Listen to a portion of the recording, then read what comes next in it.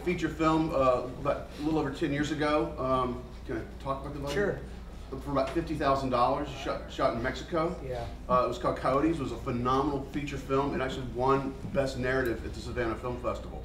And now he's just finished up a short film. Bear Brown shot it. A lot of great faculty and local talent are involved with it. And he did it on some peanuts. Peanuts. Some peanuts. Let's see. Dave, where's David Patterson? Patterson, your first film that you made was. Now, David's made at least 2 films that I can talk about. At least 2 films I can brag about. Well, the first is what you've written and produced both of them. Yes. Love Ludlow. Now that had a great turnout at Sundance. Sundance, 2005. 2005. That was about 5 years ago. Budget of about $80,000. About $80,000 for a feature film, and which, if I was shooting it today, I probably could have done it for 40, because we shot on film. And sorry, everyone should turn off their phones. Very good idea. And then there's a little film you make, a Bridge to Terabithia. Yes, that budget was a little bigger. It was a budget of $28 million. So, and people want to know the difference. It's just more headaches. When the budget gets bigger, it's just more headaches and more people to yell at and stuff like that. We've also got Tom Shadyac here. If Jim Carrey starred in it in the last 10 years, Tom probably directed it. I'll just say it. You directed the biggest budget comedy in history. It's called Evan Almighty. Right. And I don't think it still is, but it was when it came out. Yeah. And you've done some pretty big, Bruce Almighty, Ace Ventura. So I actually shouldn't be here. No.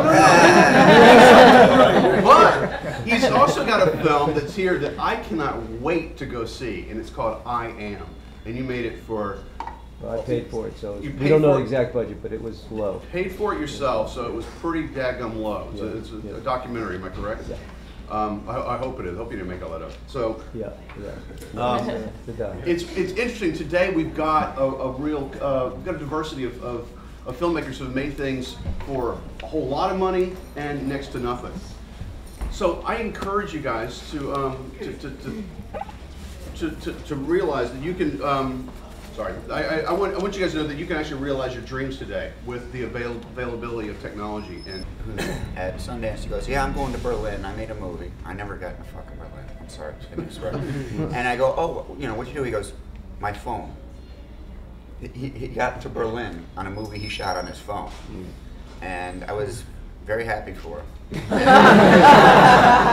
I'm like, that's terrific. But I was like, holy cow, the kid made a movie on his phone and is going to Berlin. I say that really one key to doing a no to low budget film is the script, because you're asking people to work for nothing.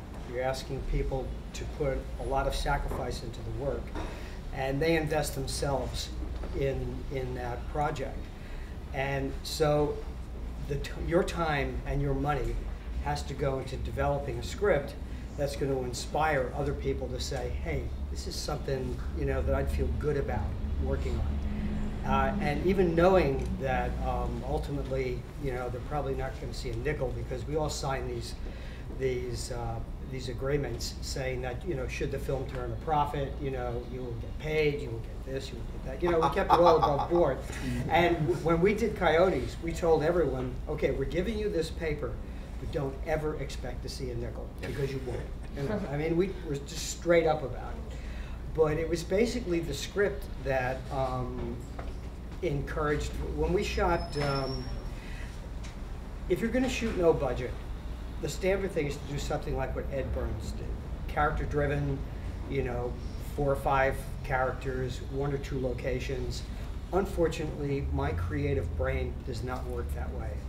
I want to shoot. This last film that we shot here in Savannah was set in South Africa with a young African or African-American actor who had to learn to speak Xhosa, which is one of the most complicated South African languages you can ask for. That's a click tongue. Yeah. And my first feature was set in Baja, Mexico, which meant all of the money went to bringing people to Mexico and putting them up. But no one's going to go there unless they read the script and go, you know, yeah, I want to be part of this journey. I feel good about this. You know, this is something that I can connect to, and this is something that once it's screened, wherever it ends up, you know, I can always say, you know, I was part of something that I felt was worthwhile. That's where you got to put your energy up front.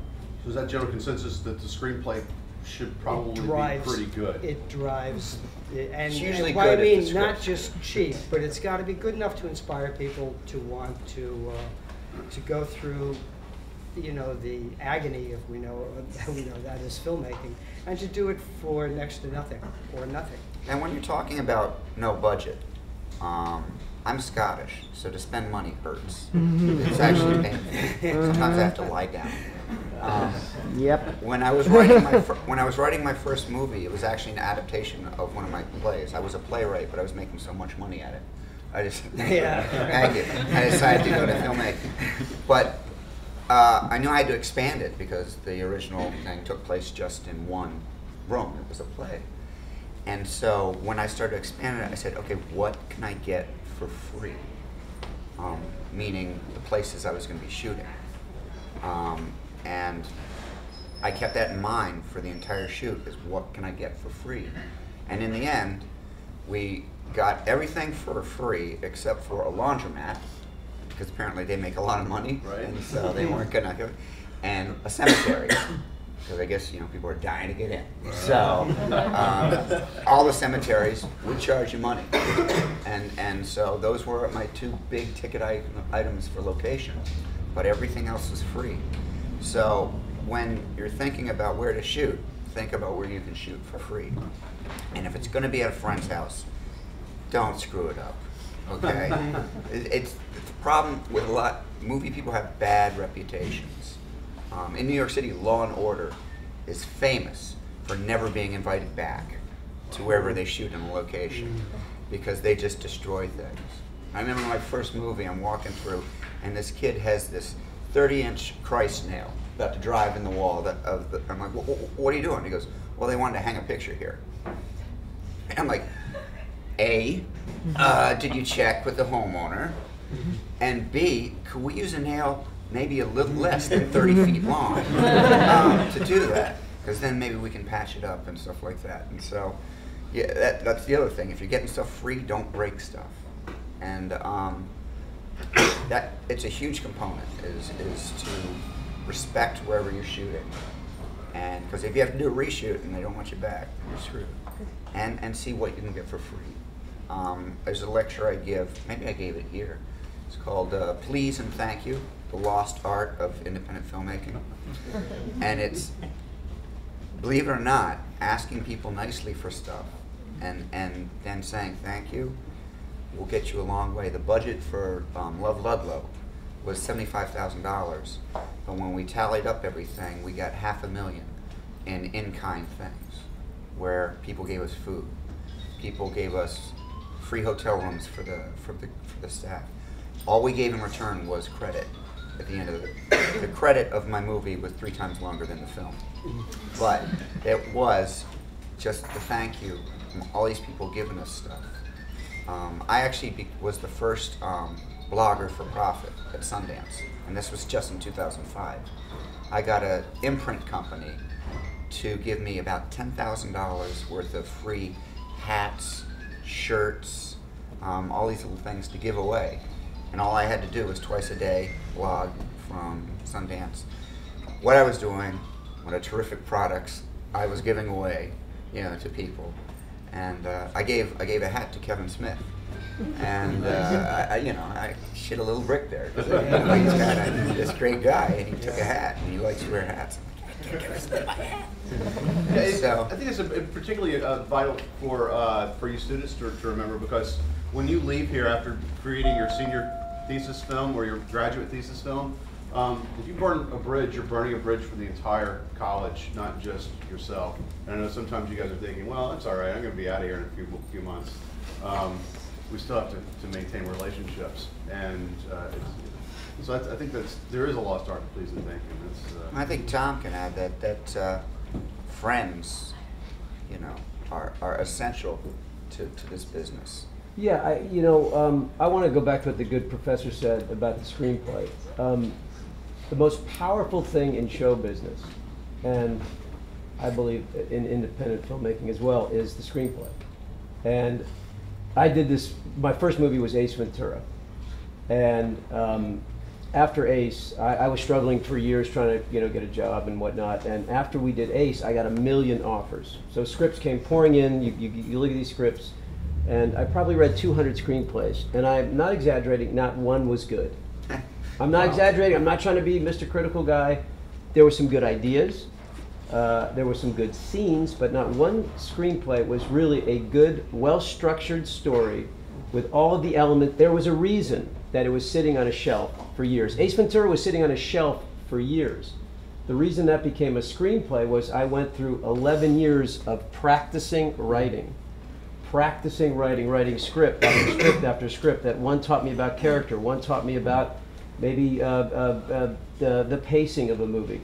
And I learned, and I went to school every day, not in school, but in life. So the screenplay is everything. So today it's an amazing the opportunities are amazing for you guys because you can make films with a camera, with a phone. I've seen one myself like that, where the key scene was shot on a phone and you couldn't tell. But it all goes back to the reason why you're an artist in the first place, because you love something and you are compelled to tell a story. And I don't even like the word independent filmmaking, because I've become an independent filmmaker. I went from a $175 million budget. I've made them for low. Ace was low at the time. It was like $10 million, which for a studio movie is very low, 10, 11 million, to $175 million. So I've seen it from both sides. And now I'm this, quote, independent filmmaker because I've made a film for much less. And I think we're all dependent. Art is about listening to something. And what I find, what happens to artists is when they get successful, they stop listening. No, I'm the auteur. And you have to be authentic to yourself, but that authenticity comes from being open and being responsive to stimuli around you. So that screenplay is everything. And you can be the greatest shooter. Spielberg, when Spielberg started looking for talent after he became so successful and started producing, the first thing Spielberg did was go get the slickest filmmakers. He looked for the shots, he looked for the big crane down shots and look at how this edits. And then he saw such a short lifespan for those filmmakers because they knew the technique, but they didn't have the heart and the soul for the storytelling. They didn't understand the beginning and the middle and the end of a beautiful story. And so now he looks for that. He doesn't look for the slick shot. He doesn't look for the editing, the style, the fancy technique. He looks for the heart and the soul of a filmmaker. So I encourage you to become the best human beings you can become, because as you become the best human beings, the word authenticity comes from the word author. And so much of what we see is derivative. As soon as Ace Ventura came out, everybody wanted to do one like Ace Ventura, and nobody could, because Ace Ventura was born from the authenticity of Jim Carrey, myself, Steve Odekirk, and a gentleman named Eugene Leibowitz. Just wanted to be childlike. And we love that. We love that irreverence, that childlike irreverence.